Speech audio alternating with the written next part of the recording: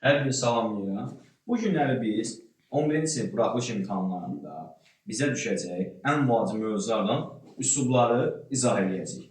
Deməli, bildiyimiz kimi üslublardan iki mətn düşür bizə.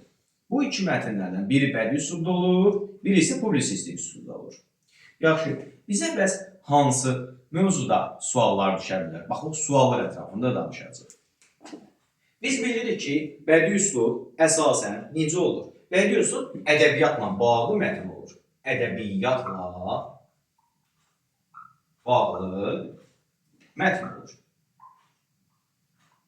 Deməli, ədəbiyyatla bağlı mətnlərimiz olur bədii üslub. Orada fikir versək, məsələn, oxuduqca insanın hisslər, duyğular formalaşır. Ona qarşı sevgi hissi və ya ona qarşı nifrət hissi və ya ona qarşı kədər hissi formalaşır, insanı təsir edir. Çünki bu ədəbiyyatın əsas xüsusiyyətidir ki, söz sayəsində insanı təsir etmiş olur. Hiss edəcəksən ki, həmin dəqiqə bu nədir? Bədii üslubdur. Digəri publisistik üslub.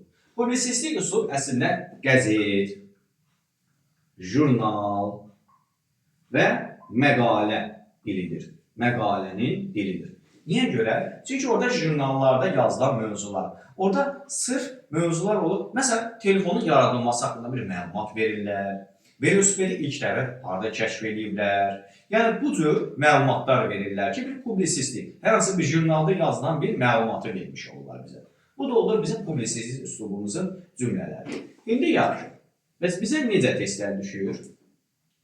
Bax, bizə düşür məsələsin. Deyir ki, verilən sözü, deməli, verilən sözü fərqli mənada işlət. Fərqli mənada işlət. Məsələn, yazır bizdə, deyir iti. İti qayçını gətirdi. Bu cümlədə baxıram ki, iti sözüdür. Yadda saxlayın, üç fərqli məna var. Birinci mənamız olur informativ. İnformativ. İkinci mənamız olur poetik. Poetik. Üçüncü də olur terminoloji. Terminoloji. Gəl bunları izah edək. İnformativ məna həqiqi mənalı. Bizim hamımızın başa düşdüyü həqiqi mənalı sözlər olur informativ. Bax, məsələn, iti qayçı. Həqiqətən qayçı iti ola bilər də, düzdürmü? İti qayçı bu oldu. Deməli, bu informativ. Gəl bir iti sözünün fərqli məna, poetik. Poetik nədir bəs? Poetik bizim məcazi mənamızdır. Biz indi poetik sözü məcazi mənada işlədik. Yəni ki, iti sözü poetik mənada işlədik. İti nə? Məsələn, iti göz, iti fikir, iti fikirləri var. İti fikirli insandır məsələn. İti fikirli, beləcə düşünə bilərik. Deməli, iti göz, iti fikirli. Deməli, poetikdir də, burada məcaziliyi var.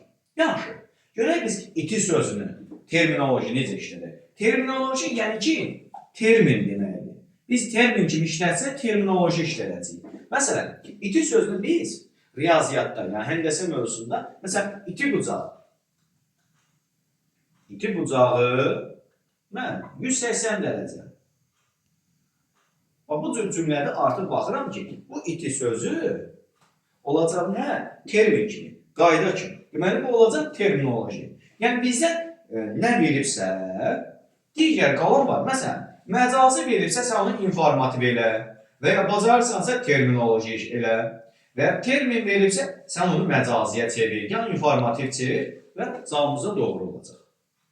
Başqa nə suallar düşür? Baxaq sual tiplərinə. Demək, bizdən düşür belə bir sual ki, verilən cümləni təkmilləşdir. Bu ən çox da bədii üslubda düşür də bu sual. Deməli, verilən cümləni təkmilləşdir. Məsələn, belə bir cümlə verir. Rəsul gəldi və ya ki, Rəsul getdi. Məsələn, gəl bu cümlədə Rəsul getdi sözünü təkmilləşdir. Təkmilləşdirəndə məcazını artırmalısan. Deməli, bu cümləyə biz məcazını artırsaq, məcazını. Bunu təkmilləşdirmiş olacaq. Məsələn, baxaq. Rəsul getdi.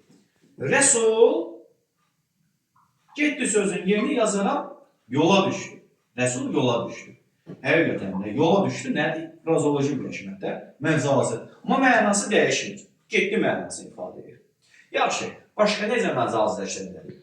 Rəsul sözünə mən məsələn üçün məcazi artıra bilərəm. Deyə bilərəm ki, məsələn üçün, qardaşım kimi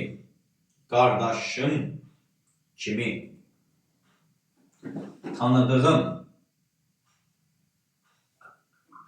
Rəsul getdi.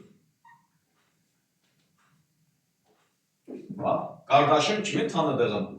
Bu bir məcazi, qardaşım kimi tanıdığım. Burada bənzətməlik verir ki, qardaşım kimi Rəsul getdi. Yəni, burada da eyləmiş olursan, məcazini yaratmış olursan və o cümləni eyləmiş olursan, təkmilləşdirirsən. Bir də, üslublarda bir də belə bir sual düşür ki, məsələn, birinci sual mətinimizdir, böyük bir mətinimizdir. Məsələn, bir bədii mətin verir.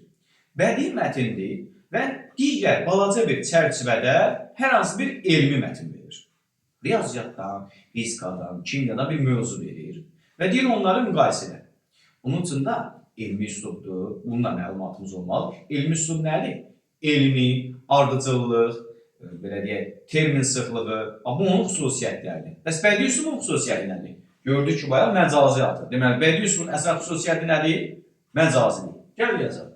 Demək, bədii üslubun əsas xüsusiyyətləri. İki xüsusiyyəti bizə kifayətdir. Məsələn, bədii üslubun xüsusiyyəti olsun, məcazilik,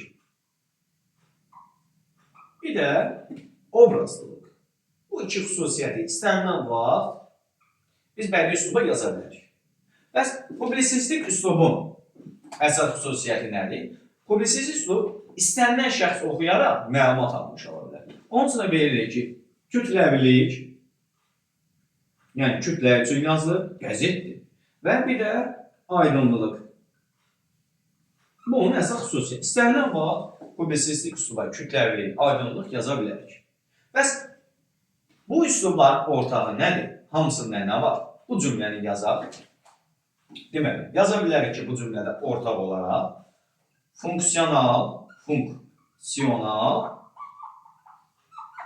üslublara aiddir. Fonksiyonal üslublara aiddir. Bunu hər zaman ortaq cümlədə yaza bilərik. Çox asandır. Həqiqətən, üslublar haqqında bu qədər qısadır mövzumuz. Bunları təkrar edərək, mövzularımıza baxaraq daha da özünüzü artıra bilərsiniz. Bu cür mövzularımız, bu cür qaydalarımız davamlı olaraq gələcək.